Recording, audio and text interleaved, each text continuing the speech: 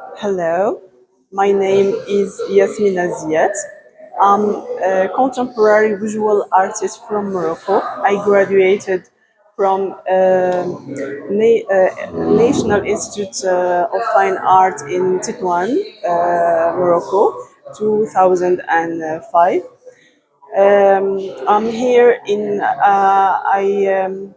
I was in many artist residence in France and China, and I'm very happy to be here in Slovenia in this art residency. Okay, my work comes from a search of inner peace and spiritual meaning on the world that is becoming more and more materialistic and less inspiring for the soul. Through my wall installations, I invite people to take an inner journey and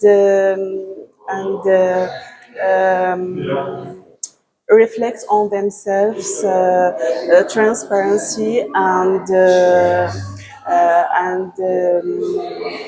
fragility, human fragility. I use a lot of materials natural stones and silk thread, a transparent fabric.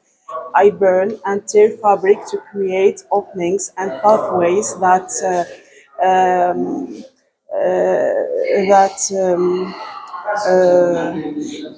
represents journey. I'm glad to be part of this residency and discover the country. It is my first time visiting Slovenia. I love it.